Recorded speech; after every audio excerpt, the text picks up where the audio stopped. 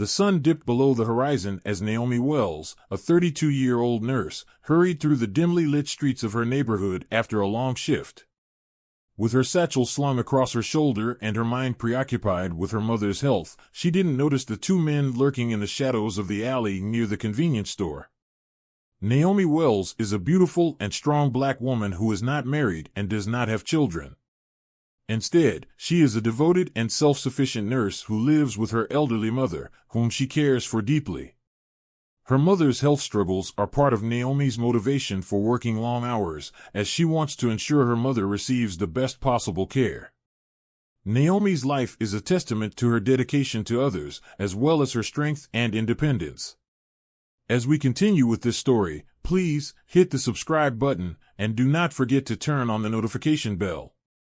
Thank you for your support. When it comes to the lurking men, Naomi's sharp observational skills come from years of experience in high-pressure situations as a nurse, where she has to notice the smallest details to save lives. Her focus on her surroundings allows her to detect the two men moving suspiciously in the shadows. She hesitated briefly, unsure if they posed an immediate threat, but her intuition told her something was off. Inside the store, Officer Daniel Carter stood at the counter, chatting with the clerk as he paid for a cup of coffee. His partner, Officer Mark Henderson, leaned against their patrol car outside, scrolling through his phone. Neither officer noticed the masked robbers until the men stormed inside, waving guns and shouting for everyone to get on the ground. Naomi, who had just stepped up to the store's door, froze when she saw the scene unfolding. She was overwhelmed by the immediacy of the situation. Her instincts kicked in as she crouched behind a row of parked cars. She quickly pulled out her phone to call 911, but the chaos and tension of the moment paralyzed her briefly, and hesitated when she realized and thought about the response time that might be too long to save anyone inside. Naomi's decision not to immediately call 911 stemmed from a deeply ingrained sense of responsibility. Her nursing training had conditioned her to act first in life-threatening situations, prioritizing direct intervention over procedural steps. Inside, the tension escalated. Daniel tried to talk the robbers down, his hands raised in a calming gesture. She could see the robbers holding Officer Daniels at gunpoint, and the realization that every second mattered overtook her. The robbers, jittery and aggressive, demanded money and valuables. The clerk fumbled with the cash register, and the customers on the floor whimpered in fear. Naomi peered through the window, noticing one of the robbers repeatedly glancing at Daniel's holstered weapon. A moment later, chaos erupted. The second robber lunged for Daniel's gun, and a struggle ensued. The sound of a gunshot echoed through the street, followed by Daniel collapsing to the floor, clutching his abdomen. Without hesitation, Naomi rushed inside. Her nursing instincts overrode her fear as she grabbed a first aid kit from behind the counter and dropped to her knees beside Daniel. Blood pooled beneath him, but Naomi's steady hands applied pressure to the wound while shouting instructions to the terrified clerk to grab towels and call for backup. When the gunshot sound echoed, the robbers were indeed still inside the store. It wasn't clear to Naomi whether the gunshot had injured anyone, but her adrenaline surged as she realized that someone could be gravely hurt. Her protective instincts as a caregiver and her innate courage drove her to take action despite the risks. Naomi wasn't thinking about herself at that moment, she was thinking about the lives potentially at stake. She risked her life to enter the store because she believed that if someone was injured, they might only have seconds to live without help. Naomi's sense of urgency overpowered her fear, and she reasoned that if she stayed outside, the situation might escalate further, or the injured person might succumb before emergency responders arrived. Her actions were guided by a mix of selflessness, bravery, and the instinct to save a life at all costs, qualities that defined her both as a person and as a professional. Anyone who is in their right senses and thinking straight at this time wouldn't do what Naomi did. But I guess she was lucky on that day. When Naomi stepped into the store after hearing the gunshot, the robbers initially turned their attention toward her, startled by her sudden presence. However, a combination of circumstances worked in her favor, preventing them from harming her. First, the robbers were already on edge and panicked. They had not anticipated encountering any resistance from the officer, much less a civilian walking in on the scene. The gunshot had been fired by one of the robbers as a warning shot or in a moment of chaos, but they hadn't fully escalated to violence against their hostages. Second, Naomi's demeanor played a key role. Her calm but firm voice as she instinctively raised her hands and said, "I don't want trouble, I'm just here to help," momentarily disarmed the robbers. She wasn't confrontational, and her actions seemed non-threatening.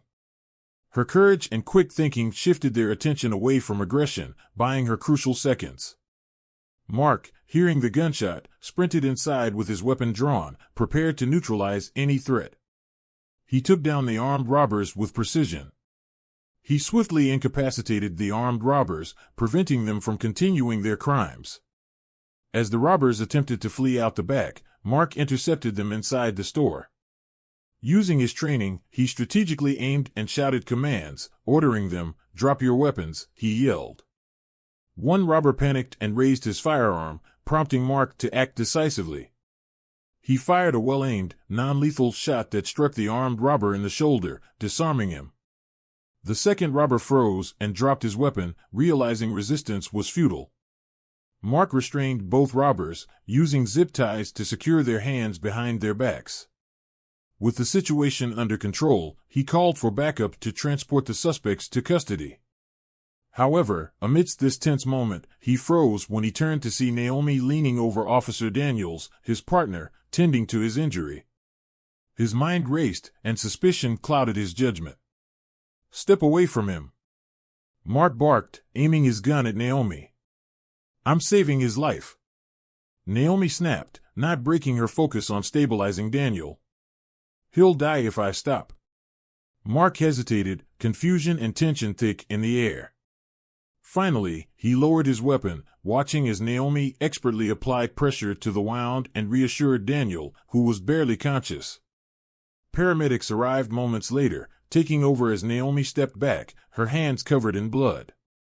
Mark pulled her aside, his distrust evident. "What were you doing here?" he demanded. "Were you involved in this?"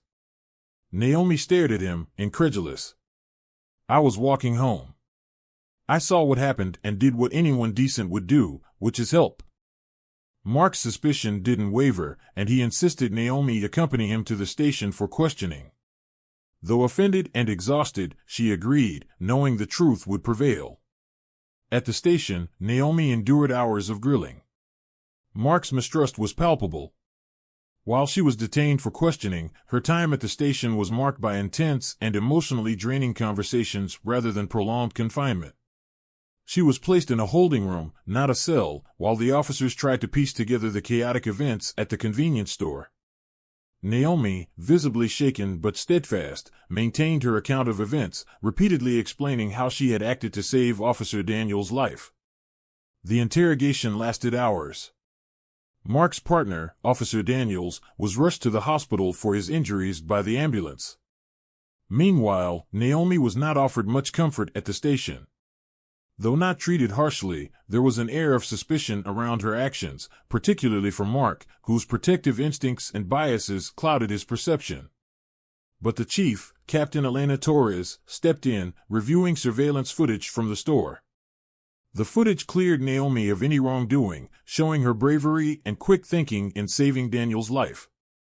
By the time the situation was clarified, it was well into the night, but Naomi was allowed to leave. Mark, beginning to regret his earlier suspicions, personally apologized and offered to drive her home, though Naomi declined. She returned home exhausted and emotionally drained, determined to put the ordeal behind her, but deeply affected by the misunderstanding and the harrowing events of the day. Meanwhile, Daniel regained consciousness in the hospital and recounted how Naomi's actions had saved him. He insisted on meeting her to thank her personally. When Naomi visited the hospital, Daniel expressed his gratitude with genuine emotion. Mark, standing awkwardly in the corner, watched as the two spoke. Feeling guilt creeping in, he once again apologized for doubting her intentions. Naomi accepted his apology, but her gaze was firm. "Next time, don't let bias cloud your judgment. "You almost let your partner bleed out because you couldn't see past your assumptions," she said to him. The media got wind of Naomi's heroics, and the story went viral. Yet, the narrative took a sharp turn when an anonymous source leaked Mark's initial accusations against Naomi. The backlash was swift, with public outcry demanding accountability for Mark's behavior. Officer Mark Henderson, who was stationed outside the store, was momentarily distracted. His phone buzzed with a message, and his attention shifted just long enough for him to miss the robbers as they positioned themselves to enter the store. Mark's lapse in vigilance became a significant point of contention, especially during the internal review of his actions. Mark's failure to notice the men highlighted a flaw in his professionalism, which he later acknowledged during his conversations with both Naomi and his superior, Captain Elena Torres. The incident became a learning moment for Mark, emphasizing the importance of staying alert and focused while on duty. This also shows in depth how even minor lapses in judgment can have major consequences, while also reinforcing Naomi's role as a perceptive and proactive individual who steps up in moments of crisis. As Mark faced an internal scrutiny, his career hung in the balance.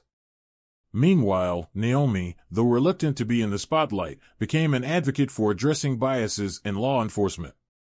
In a surprising twist, Naomi and Daniel developed a friendship that transcended their traumatic first meeting. Daniel, reflecting on his near-death experience, became an ally in Naomi's advocacy work, using his platform as an officer to promote understanding and change. Mark, after a period of suspension and mandatory bias training, sought to make amends. He joined Naomi and Daniel in their efforts, driven by a newfound understanding of his own flaws. The incident sparked a larger conversation in the city about community trust and the role of first responders. Naomi, initially thrust into the spotlight against her will, found purpose in pushing for systemic change. In the end, the unthinkable circumstances that brought Naomi, Daniel, and Mark together became the catalyst for progress, proving that even the most fractured moments can lead to healing and transformation. Thank you for watching. Please like, share, and subscribe to Home of Stories TV. And do not forget to turn on the notification bell for more inspiring videos. Drop your comments below, let us know your thoughts.